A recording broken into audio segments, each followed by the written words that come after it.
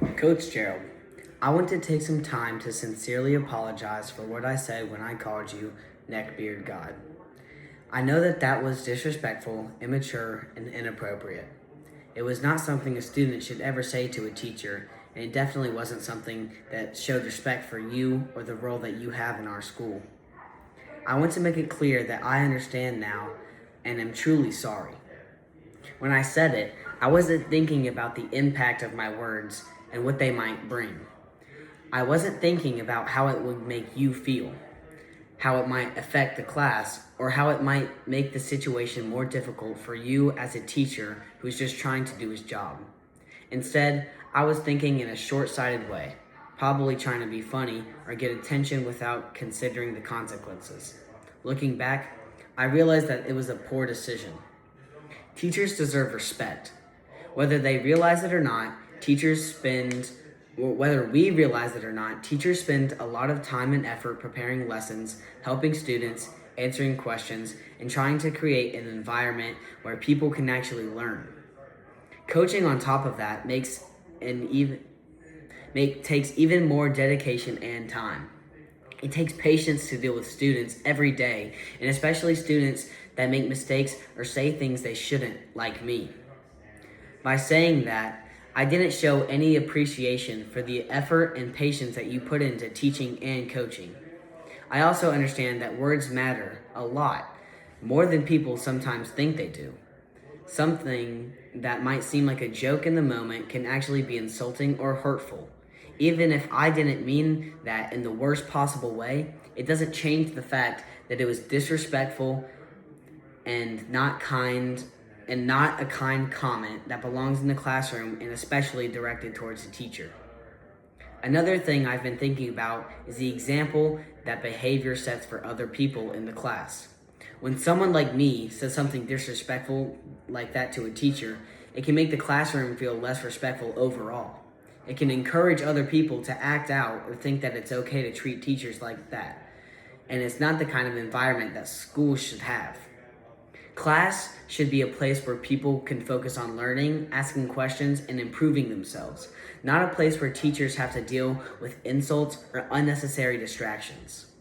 I regret my words that made the classroom feel uncomfortable or awkward for anyone else who heard it. I also regret that it may have made your job harder in that moment. Teachers already have responsibilities without having to deal with disrespectful comments from chud students like me.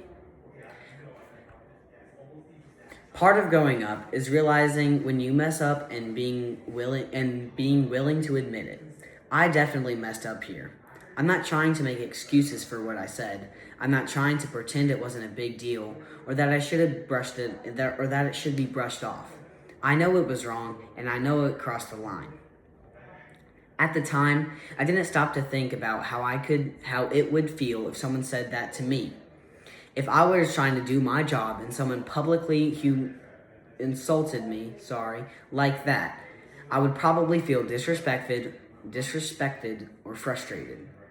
Thinking about it from that perspective makes it clearer how wrong it was. Another thing I've realized is that respect isn't just something people talk about. It's something people show through their actions and their words. Respect means nothing before you speak, especially in situations where things that you say affect someone else. It means understanding that teachers, coaches, and other adults in the school deserve to be treated with the same basic respect that anyone else would want. I also know that being in school is an opportunity that a lot of people take for granted sometimes. Teachers are there to help students learn and grow, not academically, but as people. Moments like this are a reminder that learning how to take responsibility and correct mistakes is part of that growth. Even though this situation is embarrassing for me, it has also made me reflect more seriously about how I act in the classroom and how my words can affect others. I've been thinking about how easy it is to say something without even thinking. It's what I've been doing my whole life. And how much harder, and it's always been hard to fix the situation after I say those hurtful things. It's something improve on my whole life. Going forward, I want to make sure my actions show maturity and respect. That means thinking before I speak, not making comments that should be insulting or disruptive, and remembering that teachers deserve to be treated professionally. I want to be the kind of student who contributes positively to the class instead of creating problems. I know that just saying sorry doesn't automatically undo what happened. Apologies are important, but what really matters is what someone does after the apology. I understand that it may take time to rebuild trust or show that I am serious about improving my behavior. Because of that, I've committed to doing better moving forward.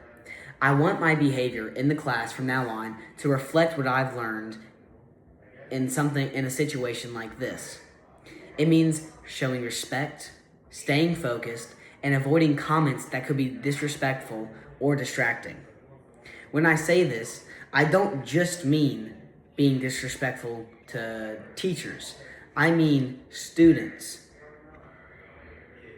other jobs like janitors, and yeah. Everyone makes mistakes, especially when they're still learning and growing. What matters most is how someone responds after they've done something wrong. I hope this apology shows that I recognize my mistake and I'm trying to learn from it. I want to say, I do appreciate the work that teachers and coaches do. Coaching requires a lot of patience, leadership, and time. Coaches help students develop discipline, teamwork, and perseverance, which are all important skills, not just in sports, but in life. I recognize that more than I did before. Coach Jerrell, I'm genuinely sorry for calling you Neckbeard God. It was disrespectful, immature, and unnecessary, and you don't deserve to be spoken to in that way, especially when you're simply doing your job and trying to help students. Other than this YouTube video, I have also written 25 apology notes to make up for these things, but I know that that won't help. I appreciate you taking the time to listen to this apology. I hope that over time, my actions will show that I mean what I'm saying here, and that I'm serious about improving my behavior and showing more respect.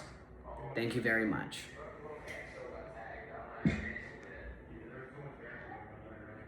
Okay.